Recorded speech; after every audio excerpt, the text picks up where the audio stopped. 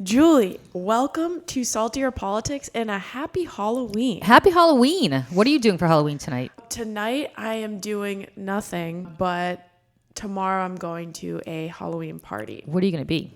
Well, this is my debate. I'm trying to spend and do as little as possible, but one, I was either going to just I have USA soccer shorts and be a soccer player, or I was going to... Right, or I was going to wear just a lot of my old brown gear and be the liberal elite. Lame.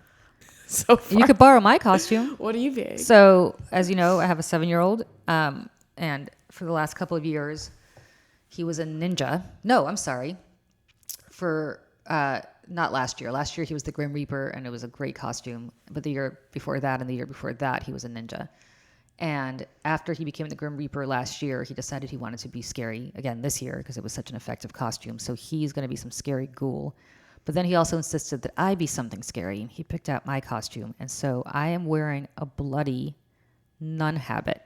No. I'm going to be a killer nun. Oh my, a movie just came out about... Killer nuns? Yeah, evil nuns, yeah. Oh, well, I'm going to be an evil killer nun, which is okay.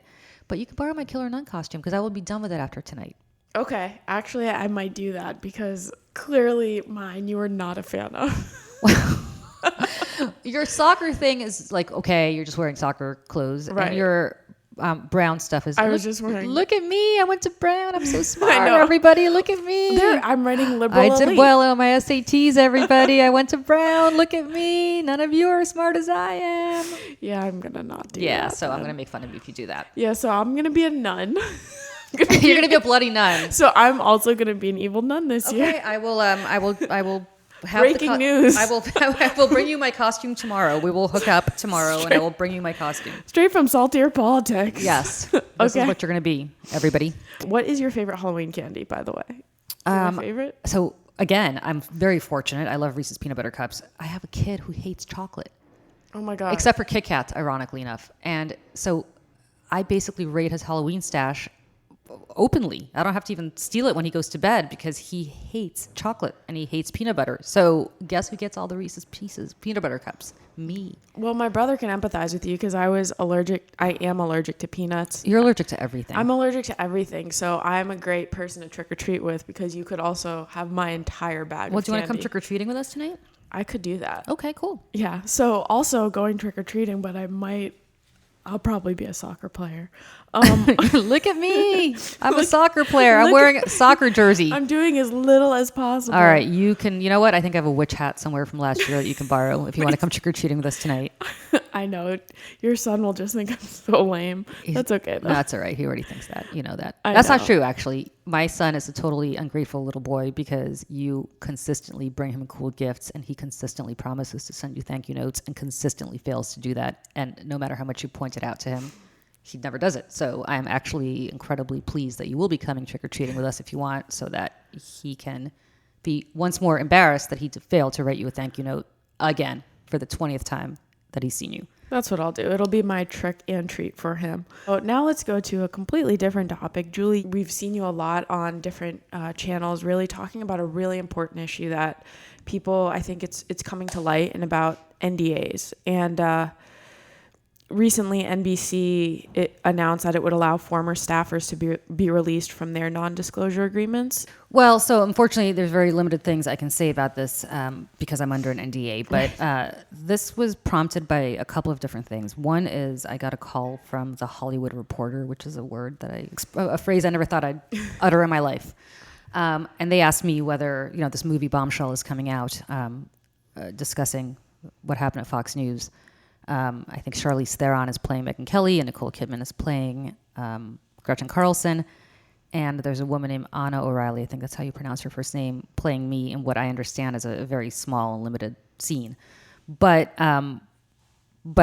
this reporter from the Hollywood Reporter asked me whether I had cooperated or had ever spoken to any of the writers or producers of the movie. And I said, no, I didn't, and I can't, because I am bound by an NDA, so I can't really talk to anybody about what happened.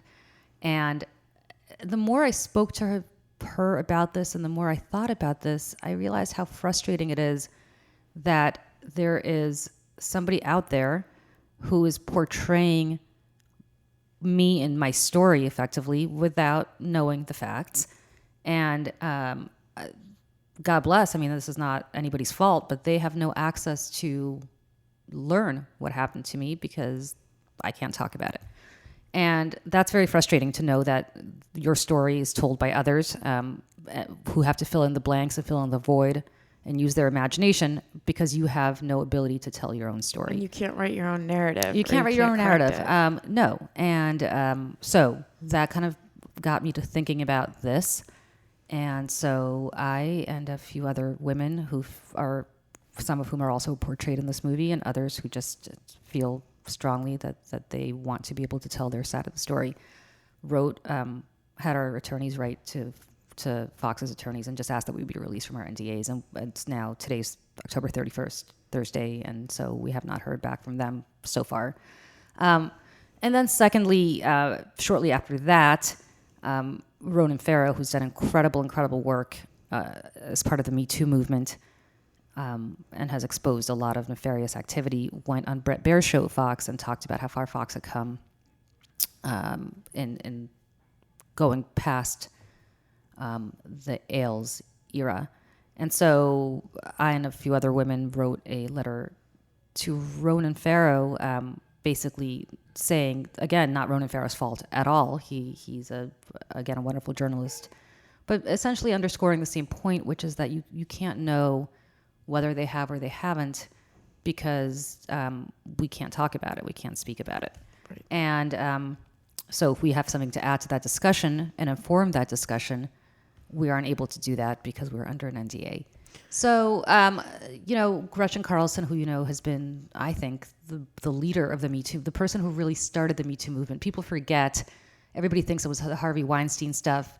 It was really Gretchen in 2016 who jumped off a cliff and started all of this and gave a lot of other women courage to come forward. She and I had talked about this, and I think she also feels like she wants to tell her side of the story. She's being portrayed by Nicole Kidman. She can't cooperate with this movie, even though she has a very major role in this movie because she's also bound by an NDA, and they had this Showtime series that where Naomi Watts portrayed her, which is, again, telling Gretchen's story without ever having had the ability to talk to Gretchen. So I think she feels equally frustrated. What I found interesting is that a lot of people are asking, okay, well, you knowingly signed this NDA. Nobody held a gun to your head. You took the money and you signed a non-disclosure agreement in exchange, and that's how it works. And I would say two things about that. One is, at a time when we did that, the world had not shifted in the way it has now. I mean, a lot of things have changed in the last couple of years, tremendously. Secondly, I think any company that has nothing to fear and really believes that they have eradicated the problem should have no fear in letting us tell our side of the story. I mean, it was at a time that they claim is past. So what's the harm in letting us tell our story if, in fact, they have said, and this is not just with respect to Fox, this is a broad, I'm broadly speaking about any company. If you have nothing to fear, then why not let people just say what they want to say? And if they say something you consider to be false, then of course you can correct the record. Third, but I don't think people understand when they say, well, you took the money, you could have gone to court, you could have done this. The moral and grinding and exhausting process of what I and a lot of these other women were embroiled in is atrocious. And I was talking to another woman who was in a similar situation yesterday, and she said that we were women who were used to being on TV and used to being seen by people. And in fact, our whole job was to be in the public eye. Not our whole job, but a great part of our job was to be out there in the public eye. When you file these lawsuits, you kind of want to, you mentally become a different person. You want to crawl into a hole. You are, you don't want to be out there. You don't want to be seen. You don't want to be recognized. It's incredibly difficult emotionally, mentally. It's draining. And companies, I think, realize that, which is why they stretch it out until you finally just say, okay, I just want to get this passed. As I've said very often, I was very fortunate to have a career and a job that had nothing to do with being on TV while I was on TV. So I was able to do that and go to and continue doing that, and I continue to do that today. A lot of these women whose careers were on TV, in fact, could not get another job while their lawsuit was ongoing because other networks wanted to see how it was handled. They wanted to see how it was going to resolve itself. So you can't really move on until you're done. And so there is a tremendous amount of incentive to just get it done with and just get it over with. I don't know of any woman who sued because she wanted to make a buck. Most of these women have not worked in television again, and their careers are effectively over. They're effectively drummed out of the industry, which is something that most people don't realize. It's not like you leave CNN and you go to NBC, or you leave NBC and you go to Fox. In fact, the entire industry becomes very closed to you. Agents don't want to work with you. You become kind of known as a troublemaker. Nobody wants to let you in.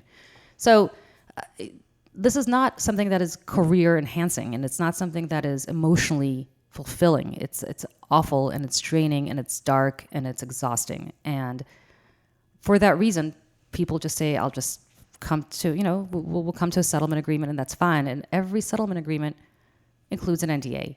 And again, sure, we all could have gone to court.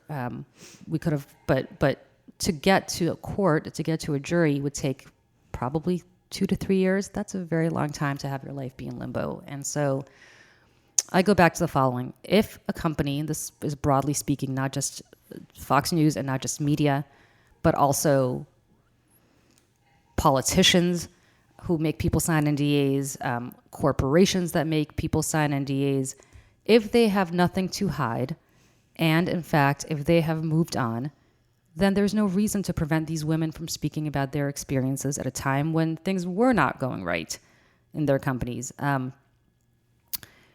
We're not talking about the secret here for Coca-Cola. I understand why if you work for a company, if you work for Coke, they make you sign an NDA so that you can't take the secret formula and give it to Pepsi. That makes sense. But this is talking about specifically about a hostile work environment towards women and others.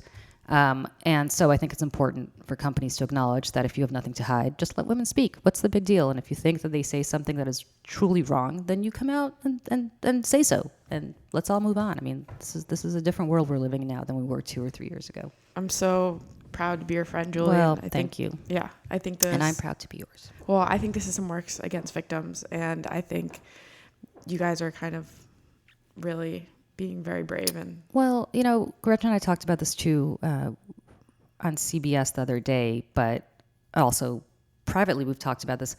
She and I are going to be just fine. I have a career that has nothing whatsoever to do with my time in TV, and that career is great. So for all your Twitter trolls that keep telling me to get a job, I've always had one. But and Gretchen's just fine, and she's super busy doing the good work that she's doing on behalf of women. So we're not really doing it for ourselves. We are doing it for that. I got a tweet yesterday from a woman, and it was heartbreaking. She said she was making less than $35,000 a year. She was fired because she got pregnant, and she had to sign an NDA essentially as part of her settlement. Well, you know what? That woman can't really talk about what happened to her. And she's not making a tremendous amount of money. It's those women who don't have a platform and don't have a voice. I mean, Gretchen and I are lucky that we have a platform and we do have a voice, and we are able to go in places like CBS and talk about it, and we are able to publicize this. But that woman doesn't. And so I don't want to sound Pollyannish, but it's really on behalf of her. I got another email yesterday from a woman, without getting too detailed about it, who said for the first time in a very long time, I forgot how she phrased it, but something like she was not living in her own individual prison anymore, that she understood that there were women who were struggling and dealing with the same things that she was. And she wanted to join in this cause, and she wanted to work for this cause, and she was not... that she finally didn't feel alone for the first time. We're doing it for that woman. Because Gretchen and I and all the other women out there that wrote this letter, we'll be just fine. We'll be okay. We were okay before this. We'll be okay again. But it's those women that I think need somebody to speak for them. So that's why we're doing it. Well, all right. Moving on. A federal judge blocked Alabama's extreme abortion ban, which would charge doctors who perform abortions with a felony that could carry up to 99 years in prison. And the judge ruled that the ban, quote, contravenes clear Supreme Court precedent and violates patients' privacy. So this is really good news. Good. I think that's great. Now let's see what happens when it gets to the Supreme Right. Court. The Supreme Court is not particularly pro-choice friendly these days, but it's a step in the right direction. And the way that I think abortion opponents are coming at this issue now is not an outright ban on abortion. It's just completely eradicating access Right. to abortions and creating all these different barriers to providers being able to do the important work of terminating pregnancies under any circumstances. I mean, people terminate pregnancies for all sorts of reasons, and that's becoming virtually impossible in a lot of places in the country. So I really hope people take a look at that and seriously consider the harm to women's health that is done when laws like this get passed. Agreed. Yeah, I just hope that it continues to be blocked, and we'll see from there. Yeah, and look, the abortion issue is I don't know how you feel about this, Emily. I get it. If you're pro-life and you believe that life begins at conception, then of course it's incumbent on you to prevent what you think is murder. And I totally understand that. I just hope that people on both sides of the aisle understand, or both sides of this issue understand what a complicated issue it is. Right. And that there are people, for example, who terminate a pregnancy after 20 weeks, not because, whoops, they forgot to do it in the first 2 months or 3 months, but because they have a fetus that has severely, severely awful medical developments that would lead to either a stillbirth, if the baby were to be born, not alive, or lead to a baby that would be born with severe issues that would cause that baby to die within days of being born. I mean, there are all sorts of reasons why people choose to terminate pregnancies at a latter stage of a pregnancy. And I know several that had to. And these are people who desperately wanted children. Desperately. One actually went to Dr. Tiller, if you remember the guy that got killed in Kansas. Yep. And this is a couple who desperately, desperately wanted a third child. And this baby just was so severely... This child would never have been born alive. She could have carried it to term, but it would never have been born alive. And so they had to terminate the pregnancy. Again, these are not people who, whoops, I got knocked up because I got drunk one night, right, and I forgot to get an abortion in the first trimester, so now I'm waiting until the second or third right. trimester. Like, these are people who've made a very calculated decision not to carry around and go through the emotional and physical pain of delivering a child that was going to be born effectively dead. And again, I just think it's about a woman being able to control her own body and be able to make decisions on that. I remember early on with Fox Digital, when I had you interview a local congresswoman from North Carolina, I believe, and the same decision, like with men who she tried to put a rule in where if men wanted erectile dysfunction drugs, they had to get I remember that was a great interview. Yeah, that was great. Yeah, she had to get the men had to get doctor's note explaining why. They had to talk to 3 former partners to reiterate that they actually needed it, and just wait 24 hours. Right. Yeah. Which I'm like, I mean, it's just about control of their body. Like what if men can say this about women? I gotta say, unless you've been pregnant, I shouldn't say this because this sounds like I'm being a little condescending, but I'm gonna say it, and I hope people understand the spirit with which I say it. I don't pretend to be an expert on motherhood. I only have one, and so whenever anybody asks me advice about children, I'm like, oh, I'll tell you, but it's with the benefit of having one child, and I've only been pregnant once, and that was with my son. But unless you really go through a pregnancy, you can't really grasp what that's like in terms of bonding with your baby, in terms of concern for your baby. When I was pregnant with mine, I got a test back at, I think, 12 weeks saying that there was a possibility that he had spina bifida. That's the scariest thing. And I had to wait 48 hours to do another test. And in that 48 hours, I really had to think about my options. I mean, really. Right. Did I want to bring a child into this world that was going to be born with spina bifida? And there are plenty of people who live with spina bifida and are grateful to be alive and have fulfilling lives. I had to really give that a lot of thought. Mercifully, luckily, he was fine. But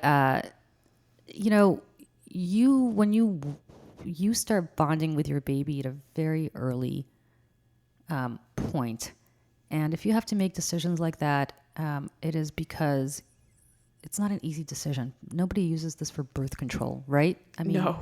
At all. Not even the 16-year-old that accidentally gets pregnant. She's not using this for birth control. She's using this because she acts. I mean, Right. It happens. Right. Nothing is 100% foolproof.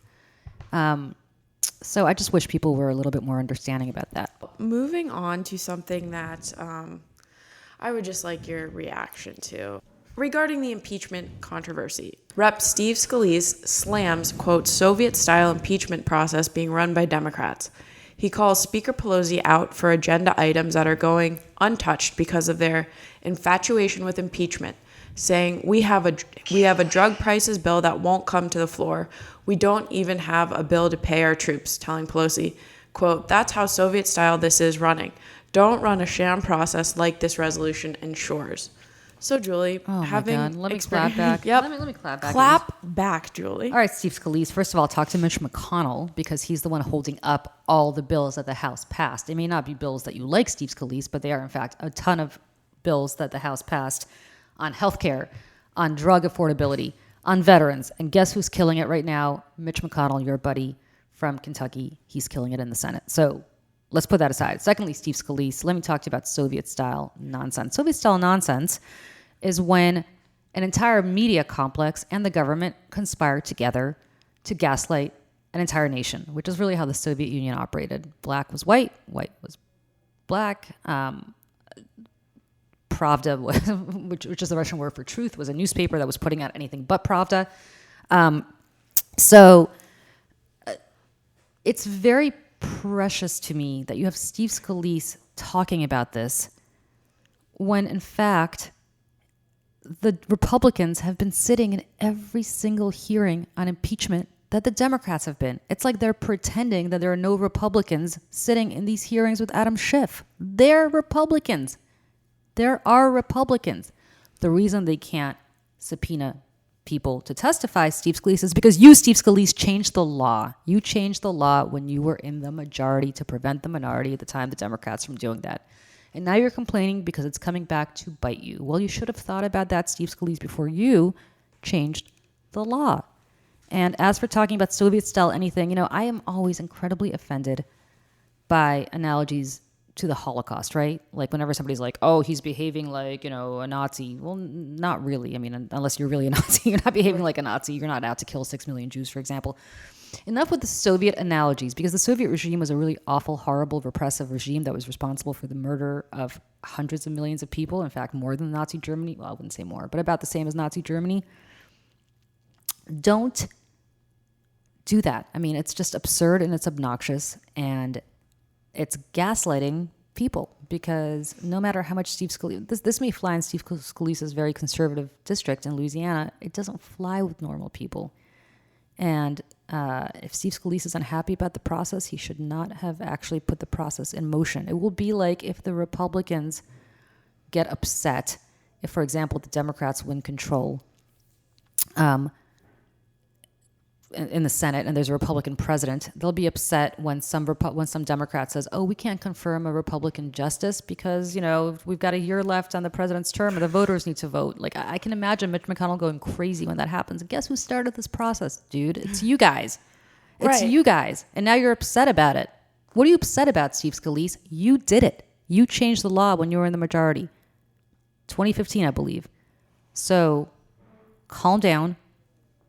Put on your big boy pants and realize that, as you always say, elections have consequences. Well, they have consequences in both directions. And Donald Trump will likely be impeached, and the American public will learn very quickly and very soon even more details about why that should be the case. And then we'll see what the Senate does. And the difference between Steve Scalise and Senator Collins or Senator Gardner is that they have to run in states, that are not completely and utterly enthralled to Donald Trump. And we'll see what they do. These clapbacks give me weekly energy, and I appreciate them. Anytime. Okay. So, Julie, why are you salty this week? I am salty this week because on this NDA stuff, I have become kind of saltier as time has gone on. We talked a little bit about it, but I am salty because I truly think this is the next step in this movement to empower women. And what I'm particularly salty about are all these Twitter trolls who email me saying, well, you should have known if you didn't want to sign an NDA, you shouldn't have signed. And we talked about that, but also I want to talk to you trolls. Why don't you want me to speak? Don't you kind of want more information rather than less? Like, why are you defending the muzzling of women? I would think that if you are a impartial person, you are in the market for more information, not less. So it seems like people are defending. I can see why corporations feel this way, but these random Twitter trolls who are like, well, you shouldn't have signed. I mean, what did you expect? And now you have to keep your mouth shut. Why? Why is it in your interest for anybody to keep their mouth shut? Why is more information not something that you would want? So trolls, think about what you're saying. What you're saying is, and you have I assume no vested interest in this other than to learn different points of information. I'm always one of those people that wants more information, not less, unless it is from Ian, who works with me, who consistently gives me so much information that I always tell him I need a lot less. But short of that, unless your name is Ian McAllen, I want more information, not less. And you should too. Okay. So that's making me salty, that people actually want to be uninformed. A woman to that. Okay, I am salty this week. Do you ever watch Carpool Karaoke with James Corden? Let me tell you something. I don't watch it often, but I watched the one he did with George Michael, the very first one he did. And I secretly kind of watch it every so often because I love George Michael so much, and it was so great. And I watched the one with Paul McCartney in Liverpool, which was amazing. But I think those are the only two that I really watched. The Adele one is my favorite. I'm a big Adele person. You know who is? Who? Neil Cavuto. Really? Is obsessed, or at least was when I was there. With Adele. Loved her. But anyway, so the Adele one is your favorite. Okay. Well, he did an airplane version, airpool karaoke with Kanye West. And something Kanye said made me very salty. He said, quote to James, "Last year I made $115 million and still ended up with $35 million in debt. This year, I looked up and I just got $68 million returned to me on my tax returns." West added, and people say, oh, don't talk about these numbers. No, people need to hear someone that's been put into debt by the system talk about these kind of numbers now that we're in service to Christ. Kanye has found Jesus recently in the past year and has been holding these services. When people just are saying it's divinely inspired that they have gotten a $68 million tax return, it just makes my skin boil. Because so Kanye, can I clap back at Kanye for a second? Please. Kanye, you try being in debt, I don't know, with student loans, which can't be discharged in a bankruptcy. You try not being married to a multi-millionaire like you, Kanye, who can afford to help you out just in case you only get $68 million back in your taxes. Kanye, you try being laid off from Walmart or from some other Target and have not the ability to produce another album that earns you more millions of dollars. I mean, I'm all about Kanye discovering Jesus, and that's great. I'm happy for him, but I don't understand, is there a disconnect mentally between how Kanye thinks he lives and what reality is for most people? Right, that's what annoys me. It's like, just because you got a $68 million tax return, thank you, political system that keeps inequality in the status quo the same. That's it. Not Jesus. Yeah. Jesus would not be giving you a $68 million tax return. Jesus would tell you to spread the wealth, Kanye. Yeah. You know what I'd love to see? I'd love to see, maybe I have a complete misunderstanding about this because I don't know what Kanye does, and maybe he does a great deal. I'd love to hear. No, and I think spreading the word of God, great. But how much does Kanye actually give to charity? Legitimately, how much does Kanye in his tax returns donate to charity? Does he tithe the way the church would tell him to do? Does he give 10% of his income to charity? I don't know the answer. Maybe he does. Maybe he's like the biggest philanthropist in the world. But I look at people like Bill Gates, who have pledged to give away their fortune, and Warren Buffett and people like that. And, and then I compare that to the Kardashians, and Kanye's in the same boat.